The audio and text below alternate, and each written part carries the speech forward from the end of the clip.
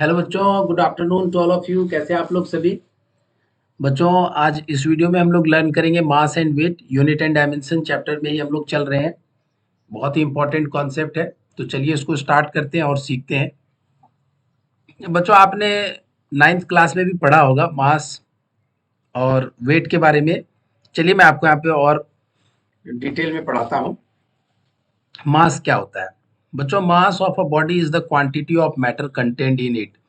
कोई भी बॉडी अगर है तो उस बॉडी में जो भी क्वांटिटी ऑफ मैटर है, क्या है? क्वांटिटी ऑफ मैटर, उसको क्या कहते हैं? क्वांटिटी ऑफ मैटर को मास कहते हैं। It is basic property of matter. यह किसी भी मैटर की बॉडी की बेसिक प्रॉपर्टी होती है। It does not depend on temperature, pressure और location of the body in space. या सराउंडिंग टेम्परेचर पर या प्रेशर पर या location of body in space, कहाँ पर बॉडी लोकेटेड है, इन सब बातों पे डिपेंड नहीं करता है। और मास का जो यूनिट होता है बच्चों, ऐसा यूनिट जो होता है वो किलोग्राम होता है, दैट इज किलोग्राम, और इसको केजी से डिनोट करते हैं। नेक्स्ट पॉइंट है यहाँ पे वेट के बारे में। वेट क्या होता है? Weight of a body is the force with which a body is pulled towards the centre of the अर्थ। यह अर्थ है बच्चों, यह अर्थ का सेंटर है। यहाँ पर सरफेस पर अगर कोई ऑब्जेक्ट है तो इस पर फोर्स लगता है। इसका मास अगर m है तो इस पर फोर्स लगेगा बच्चों m into g. Downward direction में लगेगा और किस तरफ लगेगा? Towards the centre of the earth लगेगा, towards the centre of the earth. और इस फोर्स से यह अर्थ के सेंटर की तरफ अट्रैक्टेड होगा। तो ये जो क्वांटिटी है बच्चों m इंटू जी, यह एक्चुअल में फोर्स है जिसको कि हम लोग वेट कहते हैं। It is equal to the product of mass of the body and the acceleration due to gravity g of the earth on the body. यहाँ पर जी बच्चों एक्सेलरेशन ड्यू टू ग्रेविटी है। G is acceleration due to gravity, acceleration due to gravity है। और m जो है वो मास of the body है। यहाँ पर जो अर्थ के सरफेस पर कोई मास रखा हुआ है। तो वेट को हम लोग कैसे मेजर करते हैं? तो weight equal to mass into acceleration due to gravity, m into g. अच्छा, वेट के बारे में हमने बात किया कि वेट जो है वो कैसी क्वांटिटी है? फोर्स है।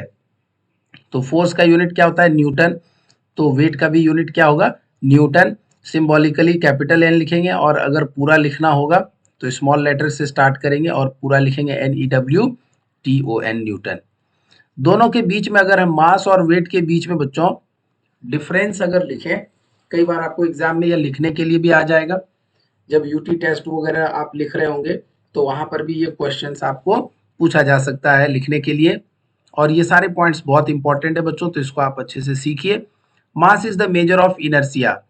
इनर्सिया बच्चों प्रॉपर्टी है किसी भी ऑब्जेक्ट की जिसके पास मास है। इनर्सिया की वजह से क्या होता है, अगर हम कोई फोर्स लगाते हैं किसी भी ऑब्जेक्ट पर, पहले अगर वो ऑब्जेक्ट रेस्ट में होता है तो after application of force body rest में रहना चाहता है। और अगर पहले बॉडी मोशन में होती है, यूनिफॉर्म मोशन में होती है, तो even after the application of the force the body wants to continue in uniform motion. That is only due to inertia. So inertia की वजह से किसी भी बॉडी का जो स्टेट होता है वो इमीडिएटली चेंज नहीं होता है। तो मास कैसी प्रॉपर्टी है? इनर्शियल प्रॉपर्टी है। और वेट क्या है? It is measure of gravity, कि किसी भी ऑब्जेक्ट पर कितना फोर्स लग रहा है, फोर्स ऑफ ग्रेविटी कितना लग रहा है, दैट इज व्हाट?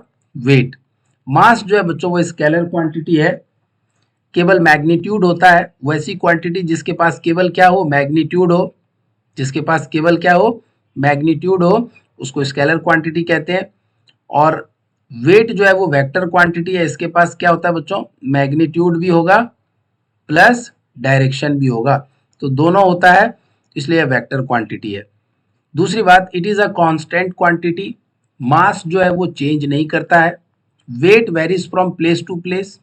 वेट का जो वैल्यू है बच्चों वह चेंज करेगा अगर अर्थ के सरफेस पर ऑब्जेक्ट का लोकेशन चेंज करेगा। मान लेते हैं 1 2 3 4 ये सारे डिफरेंट लोकेशंस हैं किसी भी मास का।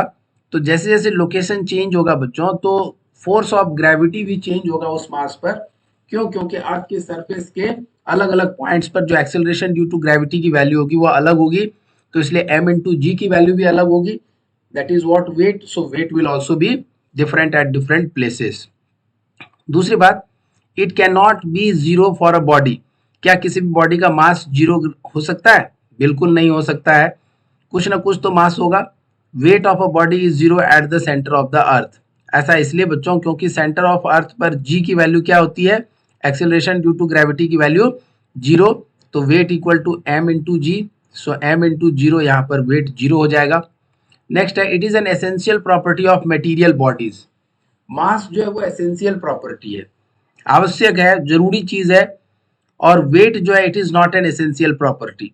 वेट जीरो भी हो सकता है, it is not an essential property. Mass, it is not affected by the presence of other bodies and its unit are kilogram और ग्राम। किसी भी बॉडी का जो मास होता है वह किसी दूसरे बॉडी के प्रेजेंस पर डिपेंड नहीं करता है। कोई दूसरा, जैसे एक हाथी है, उसके बगल में अगर एक कुत्ते को अगर खड़ा किया जाएगा, तो जो कुत्ते का अपना मास है 20 केजी या 25 केजी, उसमें कोई चेंजेस नहीं आएगा हाथी के बगल में खड़े हो जाने से। ऐसा नहीं कि हाथी का वेट अगर हाथी का मास अगर 200 केजी है, तो अगर कोई हाथी किसी कुत्ते के बगल में खड़ा हो गया तो कुत्ते का भी मास बढ़ जाएगा। कुत्ते का मास जितना है उतना ही रहेगा। Understood. Next, it is affected by the presence of other bodies. यहाँ पर एक और जो इंपॉर्टेंट बात है, इट इज अफेक्टेड, वेट जो है वह किसी दूसरे बॉडी के प्रेजेंस पे चेंज हो जाता है, इफेक्ट हो जाता है। क्यों? क्योंकि वेट जो है बच्चों को फोर्स है, weight is a force, force of gravity. Mass का यूनिट किलोग्राम या ग्राम होता है, और वेट का यूनिट बच्चों फोर्स के यूनिट के बराबर का होता है, दैट इज न्यूटन या डायन, डी वाई एन ई। या एसआई सिस्टम में न्यूटन है, और डायन जो है डी वाई यानी डायन, यह जो है बच्चों सीजीएस सिस्टम में है। सो एसआई सिस्टम को प्रेफर करेंगे, न्यूटन को आप याद रखिए। ठीक है, सो यहां से आगे बढ़ेंगे बच्चों, आगे का कॉन्सेप्ट सीखेंगे हम लोग। सो आगे का कॉन्सेप्ट है dimensions of a physical quantity. तो इसको हम लोग अगले वीडियो में कंटिन्यू करेंगे। इस वीडियो में आपके लिए इतना ही। आप वीडियो को अच्छे से वॉच करिए, लर्न करिए, कॉन्सेप्ट को सीखिए। मिलते हैं अगले वीडियो में। Thank you.